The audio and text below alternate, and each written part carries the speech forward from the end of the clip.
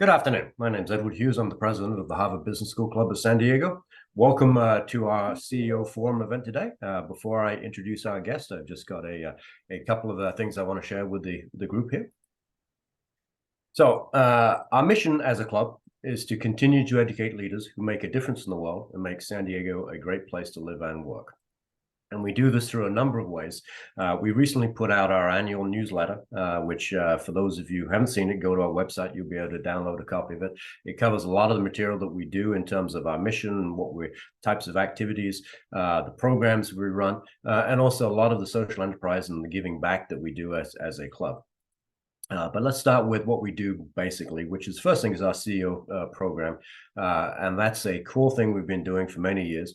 Over the last year, we've had a bunch of great CEOs from Stone Brewing, from Callaway Golf, from Cirrus Aircraft. We've had Professor Chandler from HBS. We've had some community power, former Navy SEALs, and then I think about 10 days ago we had David Marino from Hughes Marino talk about the commercial real estate marketplace, which was fantastic. If you didn't get a chance to see that recording is online. But you know, it talked about basically the battered state of the commercial real estate market, particularly the office space, lab space here in San Diego. So really interesting, a lot of things going on. We'll do another update with him in about a year's time because he's been pretty good at predicting some of the situation. Today we have Professor Meg Rithmire. I'll talk about her in 1 second. Next week we have the Global Networking Night. Please sign up for that. It should be a lot of fun. It's October 25th from 5 to 7:30. We're doing this at Harlan Brewing, which is in Scripps Ranch, a fun, cool little microbrewery. At the end of November, we have David Abeles, who is the CEO of TaylorMade Golf. They've gone through a number of changes since being sold from Adidas. They've had couple of different private equity owners. They are dramatically changing, as we heard from Chip Brewer, who ran Callaway Golf, in terms of their focus, more moving from just equipment to other things. That should be interesting. Aaron Zaslansky, who is CEO of Flock Freight and the founder of Flock Freight, a more sustainable way to basically consolidate freight, doing really well. And that's on December 14th. And then we have the holiday party in Del Mar on the 16th. The second thing we do is our management development programs. For a number of years, we've been doing a for-profit and a not-for-profit program. So that's been great. This year, the economy looks pretty soft, and so we've had to postpone our for-profit management program. But in the spring, we are going to be doing the not-for-profit management program. So again, for those of you who are on boards of nonprofit organizations, please think about that. It's really a fantastic program. It gives a little bit of slice of HBS here in San Diego. And then the third thing is our social enterprise initiative, which is part of our mission to make San Diego a great place to live and work. We do a number of things. We do a lot of management education. For the last 17 years, I think we've sent 44 people cumulatively over the 17 years back to HBS to the Strategic Perspectives and Nonprofit Management Program.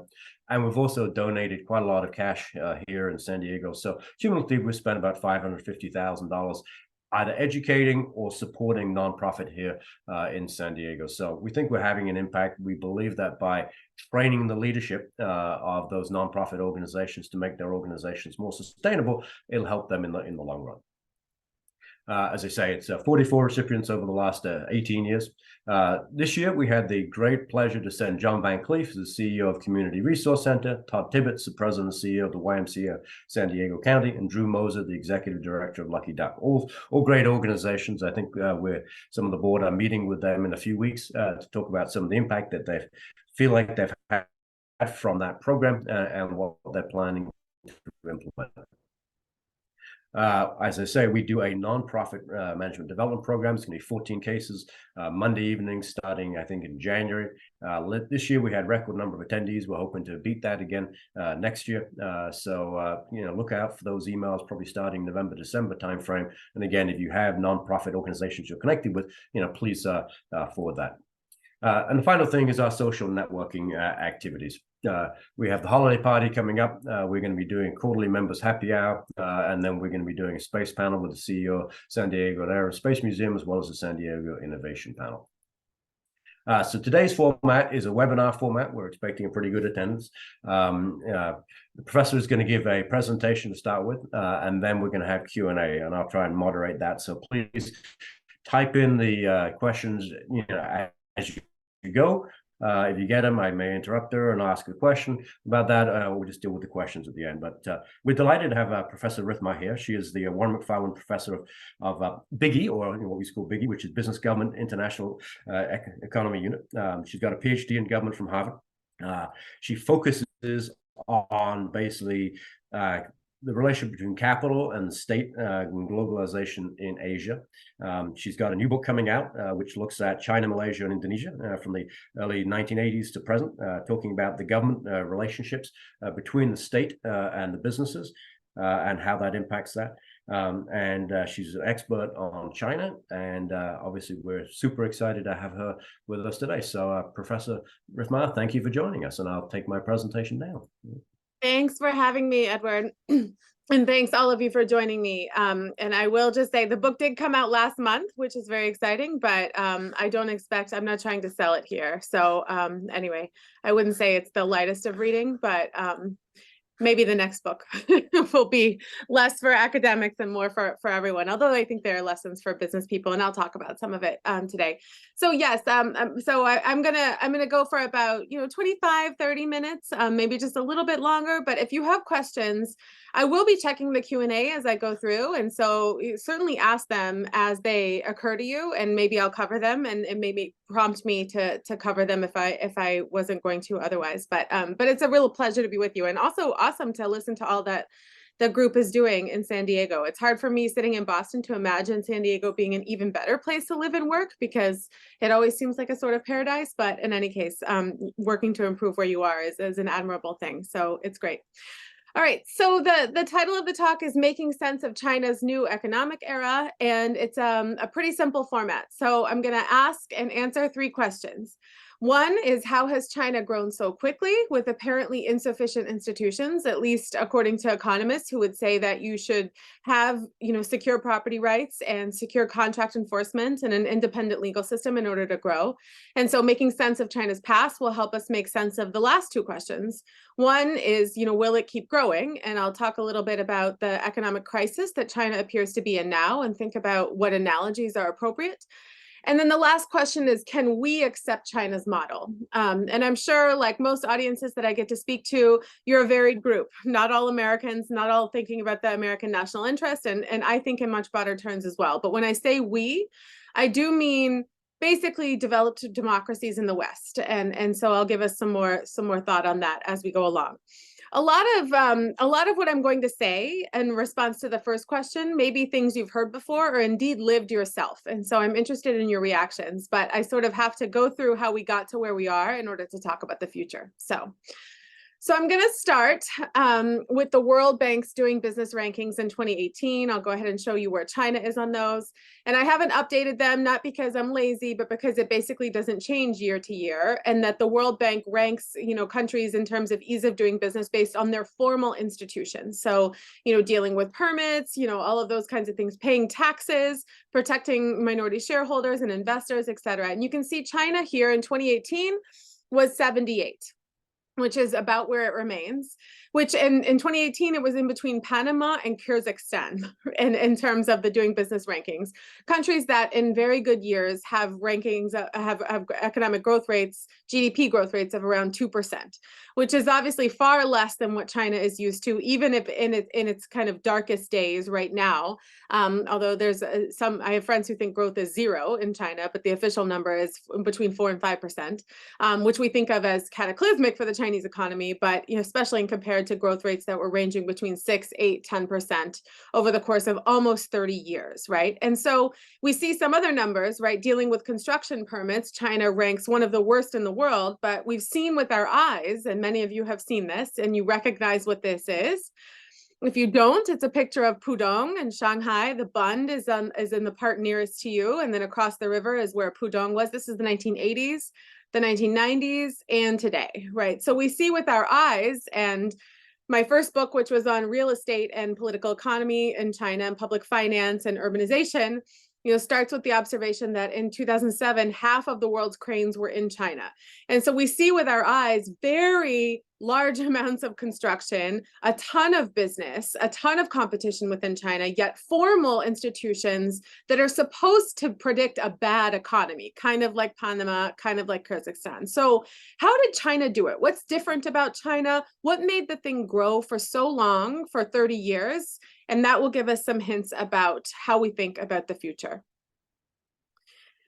So I love starting to talk about starting talks to HBS alumni clubs with thinking about socialism, but we have to. And so China, at the eve of the reform era, upon the death of Mao in 1976 and Deng Xiaoping taking power in 1978 and initiating what we think of as the reform era in China, what he had to deal with was a state socialist economy. So an economy dominated by state-owned firms and forms of economic organization like communes, again, state-owned firms that were linked to housing, that were linked to the provision of birth to death social welfare for workers. This was fundamentally a state socialist economy that had to be transformed. Now, most of you who are living in the world and going about your careers remember when other state socialist economies entered reform, principally Russia, right, which did it in a very different way than what China did. Russia, partly on the advice of experts in the United States, pursued what they called a Big Bang theory, or a dual transition. So destroy all of the vestiges of state ownership, privatize all the firms, and also transition to democracy at the same time. That was never on the table for the Chinese Communist Party, which I will call the CCP, that always saw the pursuit of market-driven development as a means to strengthen its rule, its monopoly on political power, rather than to cede it, right? And specifically within the economic arena, they set about a gradual transition of what they call reform without dismantling or reform without losers, especially over the first decade of reform. So initially, instead of privatizing state-owned enterprises or getting rid of the state's stake or dismantling these kinds of forms of state socialism, they just allowed markets to grow, in the words of a very famous professor actually at UCSD, Barry Naughton, an economist, grow out of the plan. So instead of eliminating 5-year plans, eliminating all parts of planned production and consumption, the idea was to have the plan, but whatever people produce above what they're asked to produce and sell back to the state, they can sell at market prices. And this was kind of the idea of growing out of the plan. So layering markets on top of what was already there without first dismantling those things and generating people, laid off groups, right? Formerly privileged groups under the state socialist model that would have been angry about the reform era. So reform without losers, at least in the first decade. And what we see there is the power of what economists call marginal incentives. So the question is often asked, when people think that they don't have secure property rights or contracts can't be enforced, then why would they ever make investments, right? And the answer is, and I'll say more about this picture you're looking at here and in terms of how it worked in agriculture and farming, is that marginal incentives are as powerful in large numbers as absolute incentives. So even though people don't feel their property rights are totally secure, the idea is if you're incentivized to make just a few changes that can make you better off, then collectively these changes add up to quite a bit. So what you're looking at here is a picture of Anhui province in the 1970s, actually before Deng Xiaoping came to power. And Anhui province, along with Sichuan province, which interestingly were the two provinces that were most affected by the Great Leap famine in the 1960s, were the ones to pilot what was called household responsibility farming. So agriculture in China, the rural sector was organized according to communes. So people collectively own land. They were paid via work points, right? They generated work points, which they used, to participate in collective consumption through cafeterias and things like that. But they didn't own the land. They had no incentives, really, to work very much harder. This is a story that we think we know well. And in the 1970s, instead of privatizing this land or dismantling the communes, right, or distributing land back to the workers of the land, what the Chinese Communist Party did, first piloting in these two provinces, is to have the farmers sign household responsibility contracts. So your household is responsible for producing so much wheat or so much, of whatever crop, but whatever you produce above that can be sold on market. What happened in the 1980s is that these marginal incentives, right, produced a huge record, growth in the countryside, right? As farmers were able to get higher prices for their yields, they were incentivized to produce their yields, incentivized to take better care of their land, to rotate crops, right, to do what they thought could maximize their own interests. And you get this huge amount of savings in the countryside, savings that could then go into industrialization. But the key insight is that the land was never privatized. That would have been a much more difficult process, a much more politically contentious process, an ideologically suspect process. But instead, these markets were layered on to institutions that already existed within China without dismantling them. So then you ask yourself, I've seen a lot of countries that have basically marginal incentives and one-party regimes, and they don't grow very much, right? And in China, they did. And so we have to ask ourselves also, not only what were the incentives of the market participants, the farmers, right, the private sector entrepreneurs, but what about the party state itself? What's unique about China, about the CCP in particular, is that for a long time, it has been a mostly meritocratic party. So you advance within the party based on your performance for the most part. And the incentives are baked into what the cadres are told to do, right? They actually have KPIs every single year in the form of this cadre evaluation system. So I'll give you an example of a document on investment targets in a particular county, in a particular province, Jiangxi province in China. And this is from someone else's work. But she shows basically that even, and this was in the early 2010s, but all the way through the 1980s, cadres throughout the political hierarchy in China were given contracts by year, basically staking their bonus, their chances for promotion, their own personal remuneration on their ability to meet certain targets. And predictably, in the early 1980s and in the 1990s, those targets were focused on economic growth, focused on tax revenue generation and GDP growth. So what you're looking at here is a document that shows the investment targets for all of the different agencies within this county government. And what's so interesting is you see the Tourism Bureau, the Health Bureau, the Family Planning Bureau. They all have targets of investment, meaning they're supposed to recruit firms to invest in the county, right, in order to get at X level of renminbi of investment, right? That's part of their job. And so my favorite anecdote is once, visiting a friend of mine who's a vice mayor for education in a very large city in China, and he kept answering his cell phone. This is in the mid 2000s, 2007 or something, and he kept answering his cell phone, and I said, who are you talking to? And he said, these are my clients.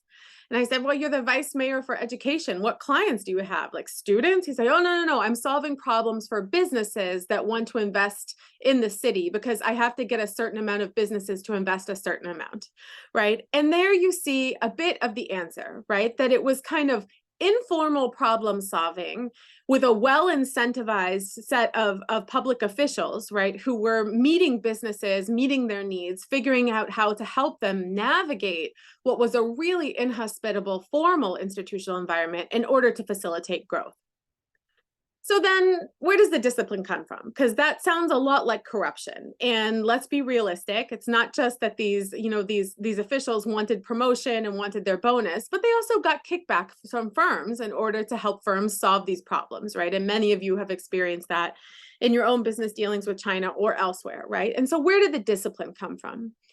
And really in this period, the discipline came from global markets. And ironically, it came from the fact that the financial sector in China was closed to non-state enterprises. And so predictably, the state-owned firms were the ones who could get all the credit. And we've all known them to be relatively bloated, relatively inefficient. Whereas the private sector companies that many of you worked with, especially in the 90s and 2000s, have been incredibly scrappy and competitive, right? And a lot of it is their growth was based on either investment from foreign partners, right, which generates a lot of discipline, or exposure to global supply chains, because China was growing and introducing markets at the same time globalization was taking off, and China was exposed to the global political economy, right? And so in order to insert themselves into these global markets, they had to make something, make it fast, scale it up, right? Be competitive on price and on product quality, right? Which sort of inserted discipline, even though you have this collusion between the state on the one hand, local public officials, and the private sector on the other. So I want to pause here and go to the current moment, and then say a little bit more about the past and then talk about the future. So if I could bring you back to February 2020, and Edward and I were just chatting before the webinar started, I was in China in January 2020. And if you could just take yourself back to that moment in late January 2020, early February, when Wuhan was shutting down. And Wuhan was shutting down. It was a massive shutdown, lockdown of a huge city. And before that, if you can remember, right, the ophthalmologist who was the whistleblower, right, when the Wuhan city government said the pandemic is not, or rather, it wasn't a pandemic at that point, rather the virus is not transmissible among humans. Everything's fine, continued business as usual, even, having these 40,000 family potlucks to celebrate the spring festival season in Wuhan. And then everyone's sort of saying the Wuhan government, they dropped the ball, they suppressed information, they arrested these whistleblowers, the man died. And then everyone sort of thought this was a weak China, right? People were talking about this being China's Chernobyl moment, right? The moment where the regime is encountering an accident, a problem that it can't solve, that is giving a lie to the idea that the regime is all-knowing and all-capable. And so everyone sort of thought this is a huge challenge to the regime in China. Just a few months later, right, we have this other idea, how Xi Jinping won the coronavirus, right? And it was, a solid 2 years, almost all of the rest of 2020 and all of 2021, my students were saying, I'm glad to be in China. People saying, China has a much more responsive state. A strong state is the answer to emergencies like this. They're able to do things we in the United States and Europe are not able to do, and their economy is fine and their society is fine because zero COVID is working. And then we get to this moment, which is, this is a photo of the protest, the anti-zero COVID protests from November and December in 2022. When for the first time in my 25 years of professionally studying China, I saw people in the streets protesting. I see people protesting all the time, and I'll say more about that. But protesting, saying things like Xi Jinping step down, CCP step down. This was unthinkable, right, in Xi Jinping's China. And within a couple of days, zero COVID is gone. Almost the entire country got rapidly infected, right? The death toll of that, we still don't understand or know officially about, right? But then what we ended up having is a policy by which the strong state was first the answer to a problem and then posed a problem in its own right. How should we understand this? How does the regime work? I want to make 3 points about this before I move on. Political points. One is that Chinese citizens have mostly trusted the central government, and if they distrust anyone, it's the middle and lower levels of government. We call this hierarchical trust, right? Trust tends to funnel upwards, right? And part of the reason why they trust the state is because it's very responsive. It's responsive to people's problems and people's grievances. So this is my favorite image to show in order to illustrate how the regime works. So this is the village of Wuhan in southeastern China, which had a huge set of protests in 2011 against a land seizure, right? So even though households got the right to farm what they want and get the money from what crops they sell, land in rural China remains collectively owned essentially by the local government. And there was a land deal that transferred that land, and the people were angry and they sieged the village. Actually, they wouldn't let anyone in or out. They deposed their local village leaders and demanded to elect new leaders. So the whole world is watching this, the New York Times, NPR, the Wall Street Journal, everyone's covering this saying, is this a democratic regime challenge to the Chinese Communist Party? But the sign reads, we the people of Wuhan humbly beseech the central government to save the people of Wuhan. This is what I mean by hierarchical trust. People are convinced that the problems that they're encountering are problems of bad local officials, weak local officials, corrupt local officials, and the central government wants to solve their problems. people are not terrifically naive. They know that problems with China's society, such as excessive enforcement of the one-child policy or China's land institutions, are features of the entire regime, right? But they also know that if they make a fuss about it, they can get the regime to solve their problems.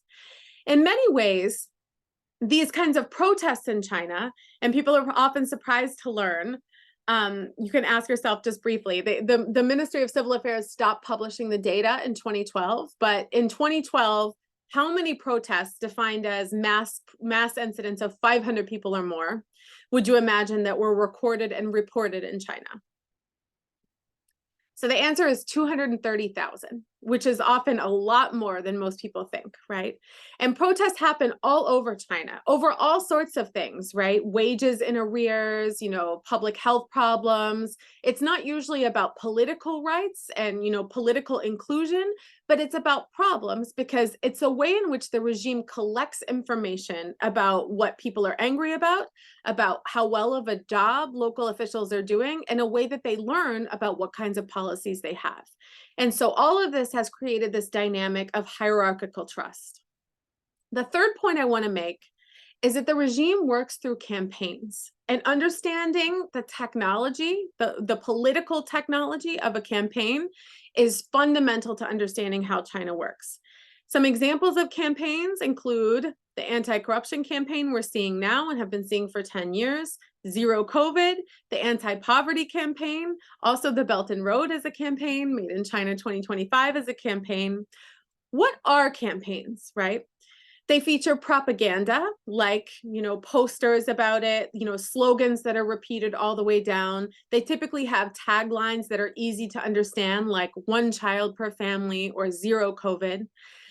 They involve the mobilization, right? We're all obsessed with China as a surveillance state, but also, of human beings, right? So I'll show I guess I don't have it here, but sometimes, when we think about who enforced zero COVID, it was the pictures of the old grannies, right? Checking temperature and monitoring gates within residential compounds in 2020 through 2022 in China. So mobilization of the vast number of human beings in China's bureaucracy that know each household and know each family. They involve very broad but clear targets, right? But not clear ideas about implementation. So we know zero COVID, one child per family, right, as a local official, what you're meant to achieve, but you're not given limits on what instruments you can use to achieve it, right? So we also get waves of excessive activity, right? Lock down entire neighborhoods because of one suspected case, or an entire city because of a handful of cases, right?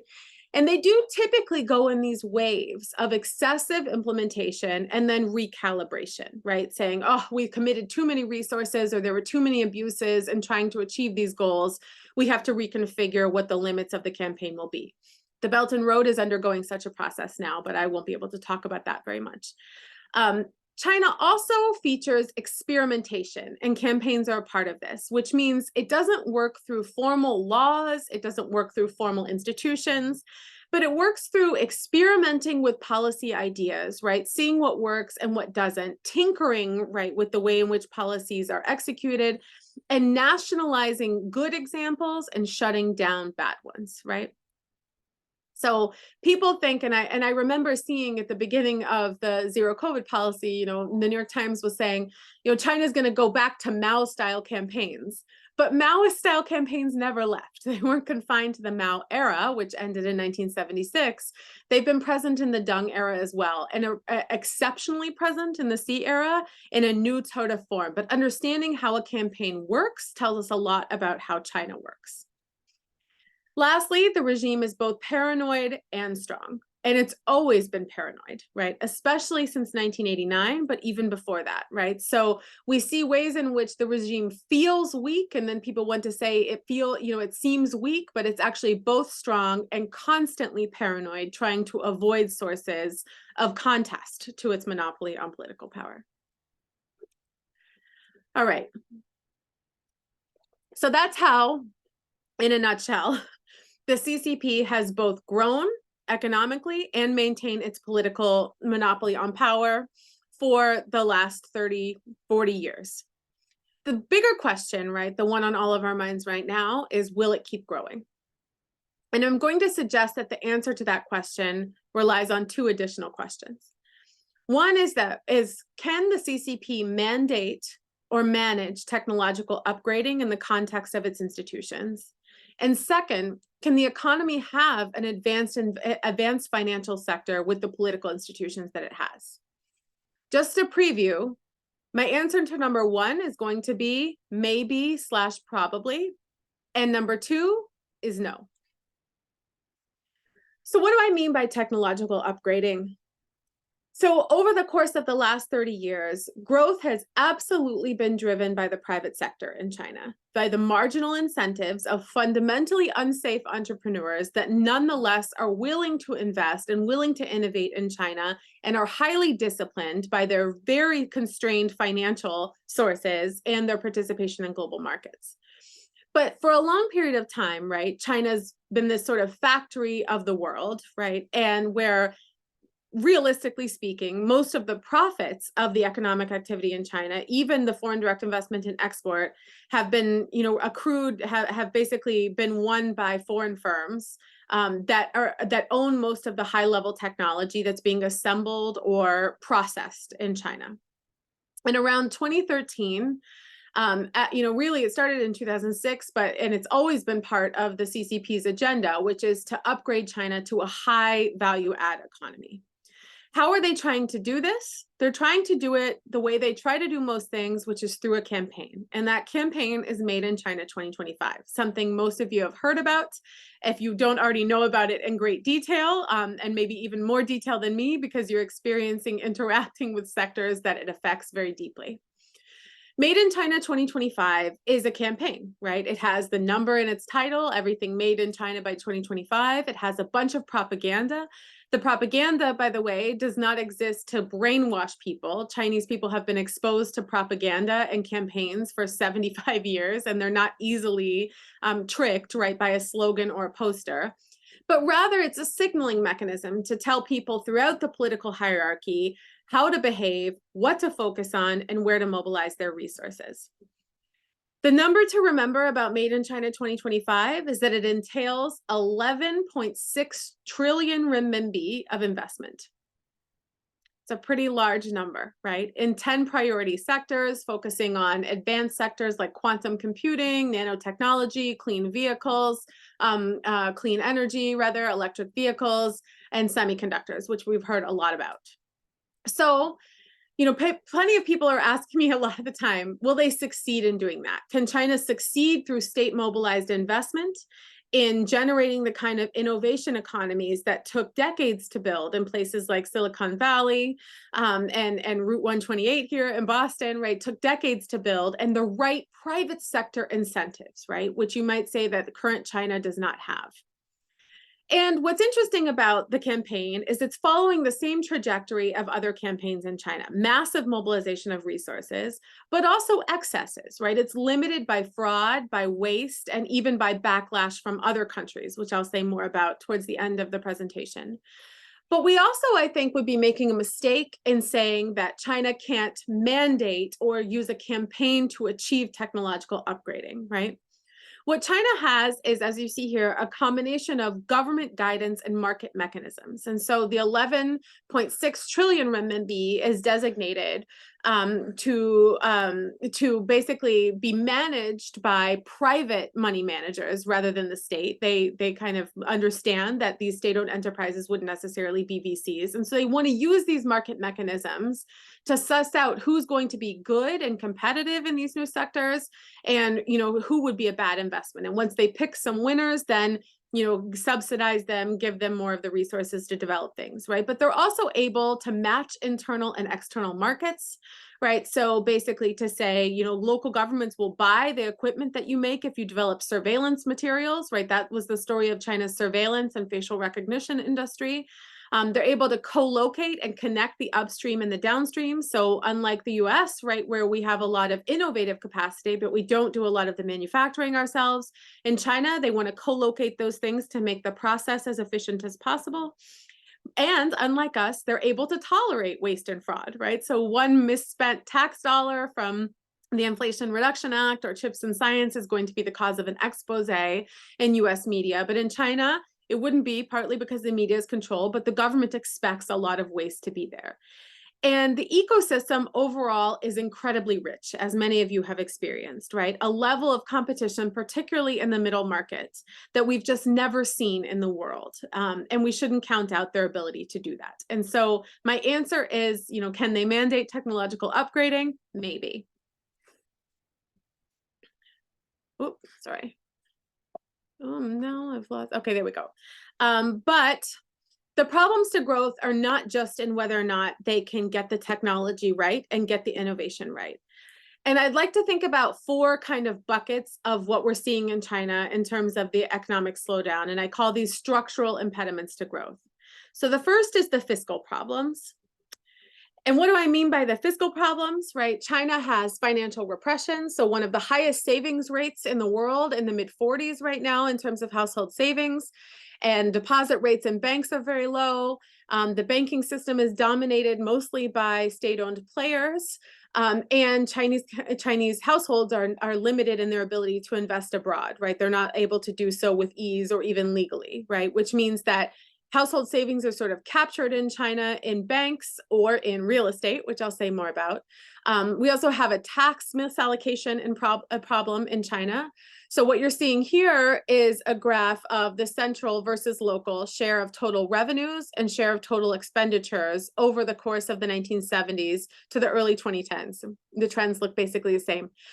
But what you see here in the dotted line, right, is that during the reform period in the 80s to the mid-1990s, the central share of tax revenue was going down, meaning local governments got more tax revenue the more they generated economic activity in their jurisdictions. That's an example of the incentives going in the right direction, right? The better you do for your local jurisdiction, the more taxes you get to own, and the more easy it is to meet your budget expenditures or even, do things good for yourself, like even put cash in your pocket as a local official.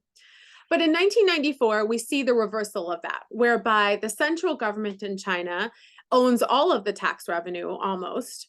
But yet the local governments in China are responsible for the lion's share of expenditures on everything from social welfare to infrastructure, social services, etc. So what we get is this profound mismatch. The local government has a budget deficit every year that grows and grows and grows, whereas the central government has a budget surplus every year that grows and grows and grows. And what is the only thing that local governments have had since the mid-1990s that's a source of revenue that they can control is really land, right? They were designated as the owners of land, and the idea that local governments would lease out land use rights to private developers and get those lease funds for 30, 40, or 70 years all up front. So we're thinking right now, I have to tell you, people have been asking me for 15 years, when is China's housing bubble going to pop? But you start to understand when we think through, and this is I love this article because it says it's a Bermuda Triangle for economists, but that's because you have to understand the politics of it, right? Which is that you get this combination of financial repression, household savings, which have to have a place to appreciate, local governments that are incentivized to push more and more investment in property and real estate because it both bumps GDP. For those of you who took Biggie, you remember that. And it also helps their fiscal revenues, right, by generating the, not taxes, right, but extra budgetary windfalls from land leasing. And of course, urban households want to see, their assets appreciate. And so real estate has been the place where almost all of that has pushed. It's deeply connected, right, to the push for infrastructure, the overinvestment in infrastructure, and the accumulating corporate and local government debt that we've seen really over the last 20 years. The things that have happened since Evergrande over the last 2 years are not surprising or new to anyone. And I'll say more about that in a little bit. These are coupled, of course, by China's financial problems, which are many. So there's a great deal of what economists call moral hazard in China, the expectation that there'll be bailouts for companies that don't do well because the CCP will not tolerate high-profile bankruptcies. In fact, you may note that a lot of the companies that have accumulated so much corporate debt over the last several years have actually not gone bankrupt. Evergrande is not yet bankrupt, right? And in many ways, its assets are being bailed out at the local level, but the principals of those companies are imprisoned. So we we have, instead of market discipline, it's the state's coercive discipline. And so all sorts of actors within the Chinese economy are trying to exploit their position with the expectation that the government will basically bail them out. There's a lack of rule of law within the financial system and indeed within China overall, command and control kind of politics and reaction to things, and of course, dollar primacy. So let me just say a few things about this command and control and the lack of rule of law and the moral hazard problem. So the book that I just published, which is called Precarious Ties, it really, I started work for it around 2015 in Hong Kong. And it was the summer during which China had a pretty serious equity market crisis. And there had been this huge bubble in equity markets as Xi Jinping had pushed savings, had said, you know, we shouldn't invest in real estate anymore. Households should invest in the stock market. The stock market's a great place to invest. Bubbles are for bitcoins and tulips. You know, bubbles don't happen in our well-run economy. And so everyone sort of heard that and said, oh, great, he's not going to let the equity markets crash, so I'm putting my money in there. So then, of course, there develops a bubble and it starts to pop in late June. And at first, the reaction of the party state in Beijing was to say, this is an appropriate market correction to what's happening in the market. And then everyone heard, oh my gosh, they're not going to bail us out. And so people withdrew their money even faster.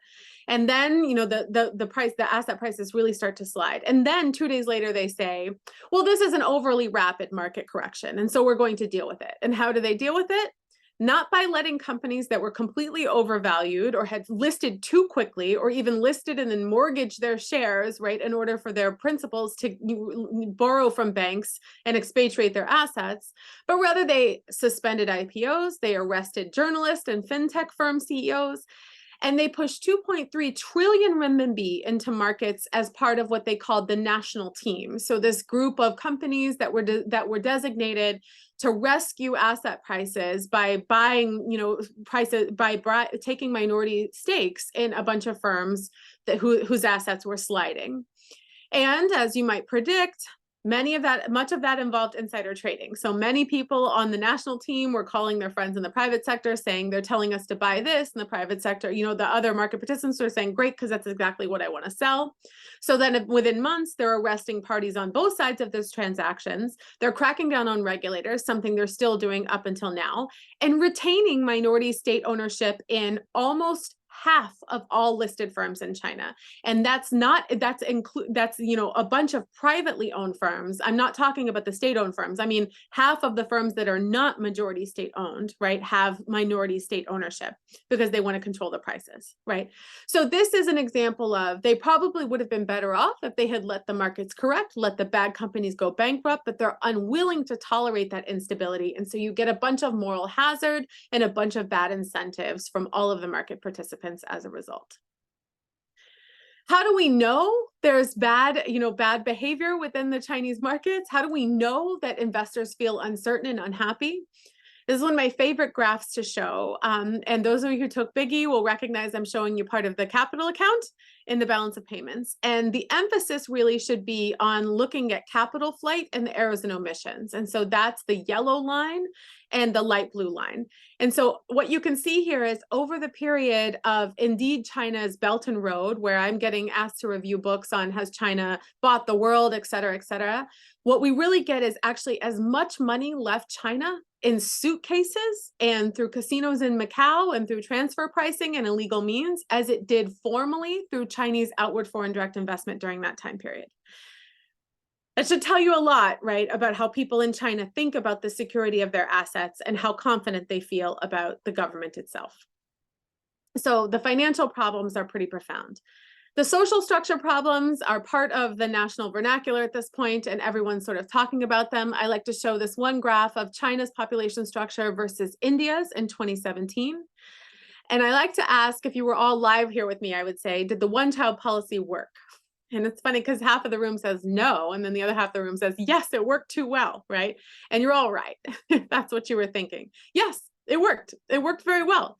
It worked to really limit population growth in China, but it contained excesses. It completely reshaped Chinese culture. And now we even see a form of pronatalism on the part of the government in Beijing. And so this idea that now you have completely predictably one person in the workforce for every 6 retirees is contributing to that sense of insecurity, that sense of household savings that is making problematic a transition to a consumption-driven economy. And lastly, about feedback mechanisms, what I really mean here is the politics. So if the politics in the past were open and allowed this kind of experimentation and good information about what policies were making people mad and were not working, and what behaviors on the part of local government officials were not working, now we have the opposite, which is, and I'll just say this briefly and move on, really the replacement of those feedback mechanisms and that information through protest with repression and surveillance. And so a lot fewer people are taking to the streets in China because of the facial recognition, because of the surveillance and the tracking of people's mobile devices. And as a result, we see really what we saw in December 2022, which is a party state that is surprised that people are as angry as they are about the conditions of their lives, which they were in zero COVID. It doesn't mean that they don't respond to it. They still respond to it as they did with lifting the zero COVID restrictions. But what does it mean in the long term about the party state's ability to collect information about what's going on in the Chinese political economy and to respond to it? I think that plus Xi Jinping's centralization of power mean that some of these ways in which the CCP got policies right in the early reform era are starting to attenuate. Before I move on to whether we can accept China's model, which will only be a minute, let me address this analogy that I think is the one that I'm being asked about the most, which is China the next Japan, right? And there's very pessimistic voices, particularly in Washington, D.C., which I know is very far from San Diego, but seems close to us all, about, should we just stop worrying about China? They're basically going to falter and fail, and we don't have to worry about them anymore. And those voices right now are just as strong as the ones saying China's going to eat our lunch. We must, kneecap the other runner in every possible category. China and Japan in 1988 and 1989, it's not the right analogy for a number of reasons. There are some similarities, but the bubbles are not in the same category, right? So in Japan, the Nikkei was at something like 35,000, and then down to 7,000, right, within a few months, and it's still at 7,000, right? So the idea that everything China's done is just a bubble, I think is incorrect. And even if you think a lot of it is a bubble, and some of it is a little bubbly, it's just not on a scale of what happened in Japan in the late 1980s. Moreover, for Japan, the crisis and the stagnation and the lost decades came at an advanced stage of development where most Japanese households were well above the middle income. And, most Japanese households were in kind of globally a high income part of the distribution. And Japan had a very friendly external environment. So it knew even if its economy stagnated, it could get the things it fundamentally needed through trade in the rest of the world, and its companies could maintain their competitiveness by internationalizing out of Japan, which is exactly what they did. For China, however, there's room to grow in the sense it is still a low middle income country, but also their external environment is unfriendly, which makes stagnation in China an existential crisis. They cannot accept years and decades of lost time in terms of development and advancement of that society, and their leadership will not stop until they find a way out of it, right? Lastly, I'd like to say, when we think about, well, even if China goes to 4%, 3%, 2% growth, do we have to stop thinking about them? As a business person, do I need to not worry about China anymore and turn all of my energy to India? And I would say no, because we still have in China the world's largest middle class, whose tastes and predilections for consumption will determine what kinds of products and what kinds of innovation we get in a wide variety of sectors. And so you can't count China out in the same way that ultimately people did Japan. Instead, I'd like to make a more provocative comparison. And I will specifically. And we ask ourselves, can we accept China's model? what is China's new model, right? So if for decades it grew based on a kind of loose alignment between the private sector and the state, generally aligned incentives and exposure to global markets, none of those things are working anymore. We might predict a slowdown, right? But the political management of it is different. What we've seen under Xi Jinping is that China has gone from a growth-oriented party state and political economic model, whatever it takes to grow economically, to one that is fundamentally security-oriented. Security in terms of the CCP's domestic security within, right, the regime, as well as China's security in the world. And so it's no longer enough to say, we'll do whatever we need for economic growth. It's more that we will stop economic growth if we think it's a threat to the CCP's monopoly on political power or the survival of China as it is now. It's a security orientation. My view is it's about discipline rather than ideology. So people, love to say, and people disagree with me, Xi Jinping is an ideologue, he's fundamentally a socialist, he's a very communist type person. But actually, he tried a lot of genuine economic reforms, like reforms in the equity markets I mentioned before 2015, but found that he was intolerant of market discipline. So every time they go 2 steps forward with some sort of market reform, even initiating a property tax in some cities in China, they get pushback or disorder or instability, which markets naturally have. And then they revert to this kind of command and control. And so he famously has said, the expansion of capital has been, we must guard against the disorderly expansion of capital.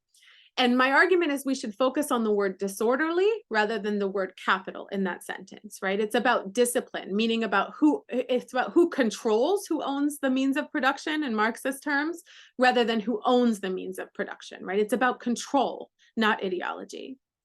What all this has meant, the rise of minority shareholding, the use of party cells in firms, right, golden management shares, all of this party state encroachment upon firms that were private, right, were fundamentally not seen as part of the state, has blurred these boundaries between firms and the Chinese Communist Party, such that in the United States and elsewhere, people are saying, can I accept investment or accept a supply chain partner in any Chinese firm and not be sure that I'm working with the Chinese Communist Party, right? It's a threat to economic interdependence because no one's sure if interacting with any entity in China is safe from interacting with the party state itself. My co-authors and I wrote an essay about that in Foreign Affairs, which, we wrote in order for almost anyone to read it, right? And it's really about the profound changes to the global political economy that have come with that new model.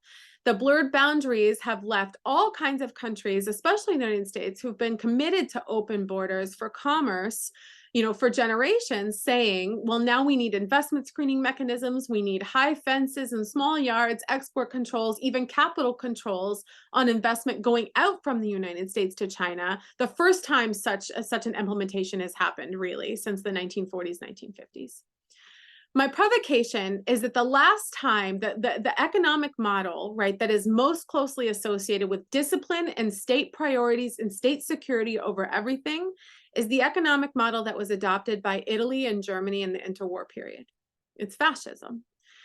Fascism is a historical phenomenon rather than a comparable category. It's not something, the protesters aside, protesters love to call anyone fascist. That's not what I mean, right? But fascism as a particular historical configuration was all about national security and national survival, no matter what it took economically. And my fear is that we're in a world where China has an existential crisis and is threatened by the presentation of an unfriendly external environment and its own economic slowdown. And its turn towards state security and getting the resources it needs above anything could lead to the same kind of expansionist tendencies, right, that we saw in Germany and Italy in the interwar period. I'm not certain about that. I'm not predicting that.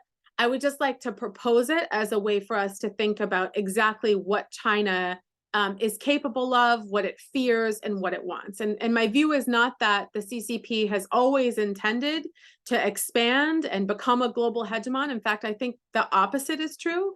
But if it's forced to think that it has to in order to secure the things that it wants, I don't think there will be limits to what it thinks it has to do in terms of reshaping the world and its own borders.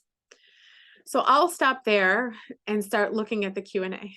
Thanks. Wow, that was quite a finishing statement. So sometimes, governments use overseas endeavors, wars and other things as a distraction for their own domestic situation. So are you implying that potentially the CCP may do that because that'll rally some nationalism behind them and kind of keep the people focused on, China as opposed to worrying about the plight of what's going on within the economy? There's a lot of concern about that among people who know a lot more about the way in which nationalism and civil military relations work in China than I do. But I will say this, I think it's pretty clear that Xi Jinping seems to think and understand that the PLA could not win a war to occupy Taiwan. And Ukraine, I think, has been a cautionary tale for them in many ways. I mean, that's an army that has fought major wars in the last 20 years, crossing a land border, unable, right, to secure control over a territory that it sought. Whereas this would be an amphibious invasion of the PLA, which has not fought a serious war since really the 1960s. And so we know that his assessment is that they cannot fight and win major wars against big and strong adversaries.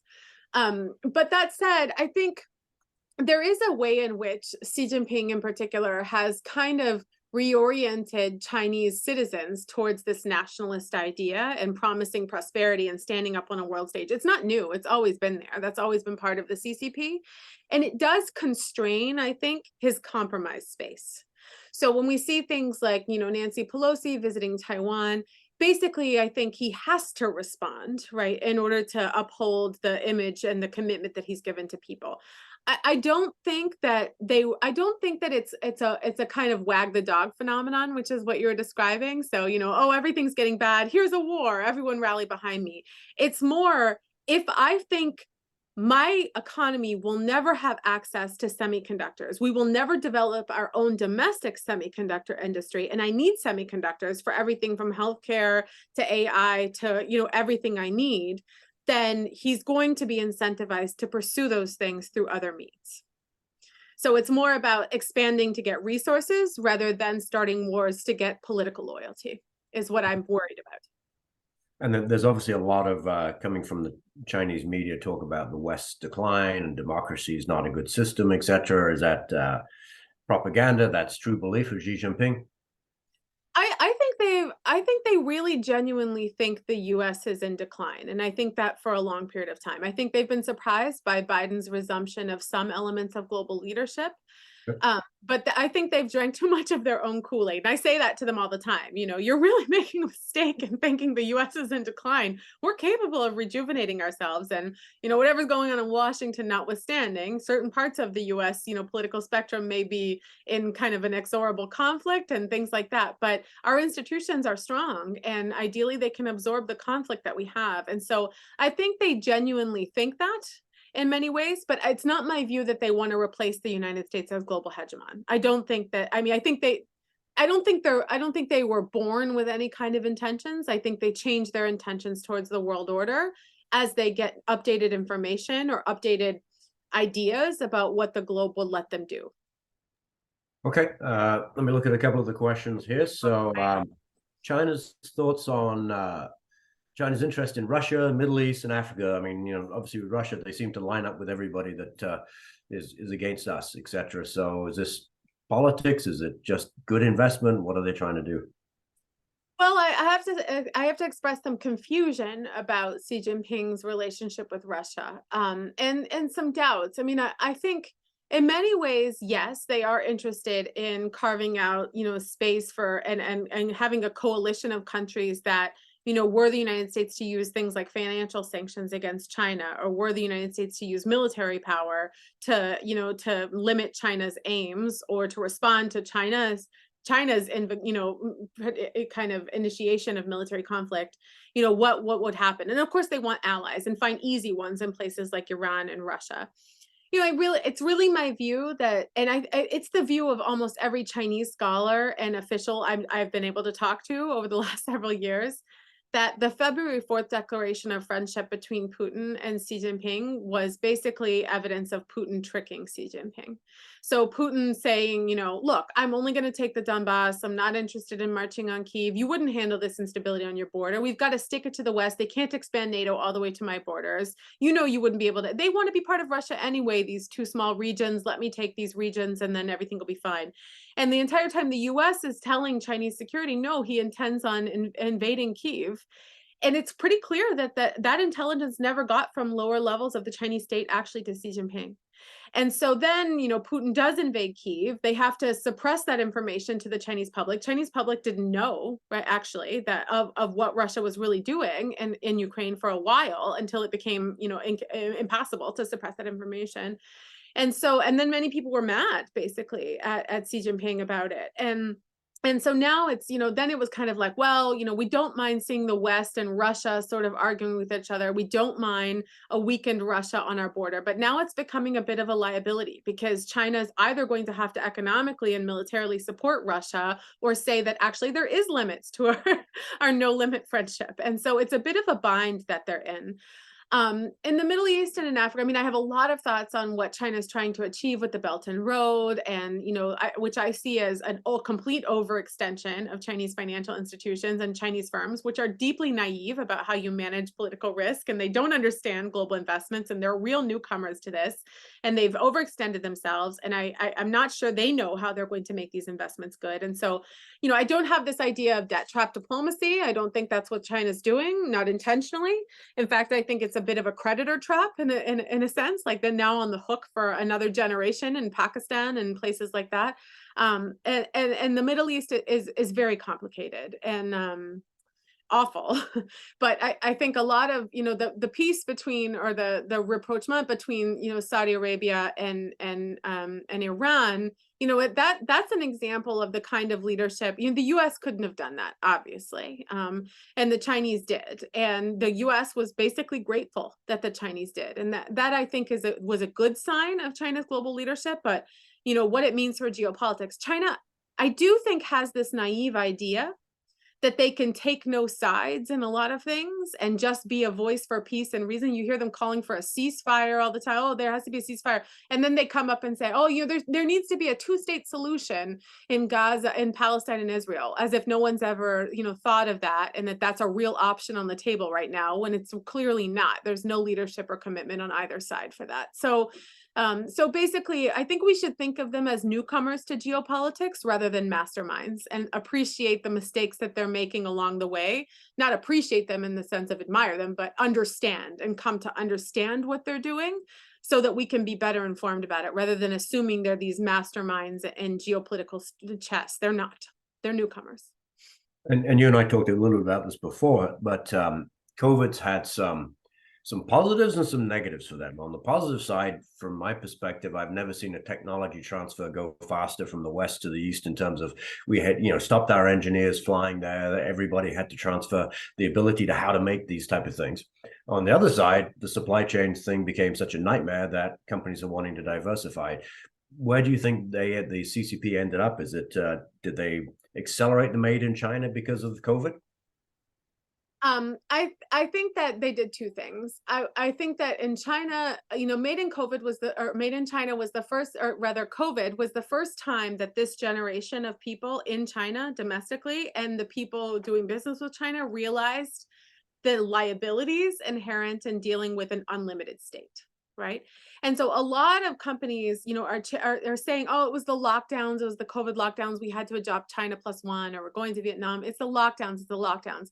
But it's actually the lockdowns and the political implications of the lockdowns, and that they won't say, right, to their Chinese partners. And so, a lot of it is about, gosh, how strong and how unlimited is our government? For the made in China, I really think that US backlash has left China with no choice but to accelerate their domestic capabilities. And I'm no expert on advanced semiconductors. I'm no expert on AI. And so I'm not the person to tell you, can they make a 4-nanometer chip in 10 years? I'm not the person to answer that. But we should note that for them, it's an existential assignment. And if it's an existential assignment, my view is they're going to do everything they can to meet it. And mostly, I think they're in a lot of trouble, but some of the industries will end up being more innovative than ours, like EVs already is a quite innovative ecosystem in China. I would love to see the US benefit from that, for example, by accelerating our own EV transition, whether it's through licensing Chinese technology or other things. There are imperatives that are about the climate that I think are more important than just competing with China. And so being clear about what the national security risks are in different types of cooperation, I think is imperative for the US government and for firms to understand. But my main message on the technology issue is that I think they'll muddle through, but it'll be very different for different sectors. Some sectors will be much more successful. So I saw someone ask about surveillance. Obviously, when it comes to facial recognition and that kind of AI, China will do much, much better than other countries, right? At least for Chinese faces. But for other things like semiconductors, which are extraordinarily collaborative and complex supply chains, it's hard to domesticate that. Okay. And just a couple more questions. I know we're a little over time, but it's been fascinating. Long term, do you think India will replace China? Well, I'm no expert on India, so I'm not sure that's the best question for me to answer. I mean, I think what I will say that I can say that is interesting is I think a lot of what we have to ask ourselves is where, and businesses are doing this now, where can they replicate the Chinese innovation ecosystem? Mhm. And it's interesting because at this moment, India cannot do it, right? Right. Not on manufacturing, and I mean, maybe on services and some elements of R&D, but the whole manufacturing, to middle market, actually reaching consumers, commercializing technology, manufacturing it, R&D, going back and innovating on process. It is the only environment we've ever seen in basically the history of capitalism in the 20th and 21st century where you have that innovation ecosystem. And it was made by having a large domestic market and the presence of large FDI, right? Japan did not have that. Korea did not have FDI, right? Taiwan did not have that enough FDI, right? That it's a very different configuration. So, I mean, my sense is you may find a way in which, Vietnam can replace like the Pearl River Delta, right? Or, these different innovation ecosystems can develop and there are opportunities in that.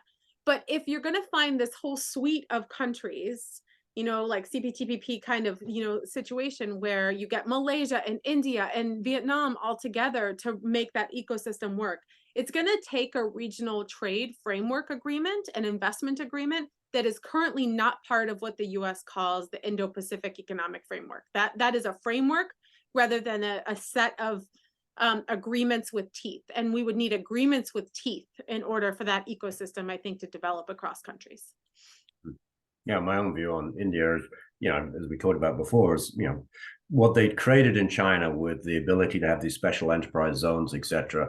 India's going to have to do something like that and get rid of a lot of the regulation, because it's fascinating to see Foxconn going into India is going to be totally different than Foxconn in China, right? And Foxconn in China gets to do what they want to do, right? So, okay. One final question. So there was a question about a lot of the economic development has been along the coastline in the south of China versus the political north, etc. So sometimes when you get disparate kind of wealth creation, is that going to create internal strife within China, or do they have a strong enough hold over that entirely? Yeah, I think that the regional and geographic variation, that used to be much more important than it is now. Right now, I think it's really about sectors, because if you think about the growth sectors of the future, what the most amazing piece of data coming out of China, a quarter youth unemployment. I mean, that is wild, right? 25%, they stopped publishing the data a few months ago, but 25% youth unemployment, that's a nightmare. It's 40% in some places. So friends of mine are telling me. And so, what will create meaningful jobs, even in Shanghai and Shenzhen, especially if it's a transition, if they're successful in technological upgrading to what they call black factories that have no workers in them and everything is AI and streamlined and quantum, those are not job generating industries on the scale of the Chinese middle class. And so I think of that inequality on a different, I used to think of it much more about geography, about the geographical dimension, the regional distribution of wealth. But now I think of it much more as an issue of how they generate jobs. But The real divide is still the rural urban divide. I mean, we still have 300 million people in rural China that do not have nearly the standard of living that most of your average Chinese families have, even in third tier cities, right? And so what's the process of integrating those people into meaningful work over the next generation? I think it's a much harder problem to solve and a much politically much more important problem to solve than the geographic stuff. Because if it's about shutting down protest in a specific location, they can do that. But if nationally people are all in the same boat with the lack of meaningful economic opportunities, that's a harder problem for them to solve. One following question. I didn't know that data point about the unemployment for the younger generation. So generally when that happens in countries, that leads to potential revolutions and overthrow of governments. Yep. And that's actually been the history of China as well. I mean, I think it's important in closing for me to say, you know, there's a lot about the ways in which the CCP has maintained power that are very interesting and quite stable over time. And I meant it when I said a lot of those sources of stability and feedback have been lost under Xi Jinping. I fundamentally do not see China as an interminably, you know, kind of interminably like stable place, right? So people tend to think, you know, he'll be in power for the next 25 years, you know, and it's not my view that, you know, China is on the verge of a revolution, but I've got books on my shelf written about the strength of the Mubarak regime in 2010 and the strength of the Suharto regime in 1996. And so I think it would be really silly of us to say just because the state seems this strong, that there aren't sources of change within Chinese society. That said, I also think we underestimate the ability of the CCP to pivot. I mean, Xi Jinping could reinvent himself as some sort of reformer if he feels like that's what he has to do for the regime to hold on to power. And they may replace him. And the next guy we get may be something that looks more like one of the reformist guys of the past, saying, you know, unfortunately, they're always guys, but saying, you know, what we really need is markets as a solution to our problems, more markets rather than more state. And so I wouldn't say any of those things are impossible, but the trajectory that's right now, solving all problems with campaigns and crackdowns and an incapacity or unwillingness to fix the institutions within China, even the financial and fiscal ones, it's not sustainable. It's not. Well, on that note, that was a fascinating insight and history about how China got where they are and what they're doing and what the future looks like. So with that, I want to thank Professor Rithmire for joining us today. I thank the audience for coming. Look forward to hopefully seeing many of you at the Global Networking Night next week. And we'll see hopefully a bunch of you at the next event with the CEO of TaylorMade Golf. Okay, thank you very much. Thank you, Professor. Thanks for having me. Bye.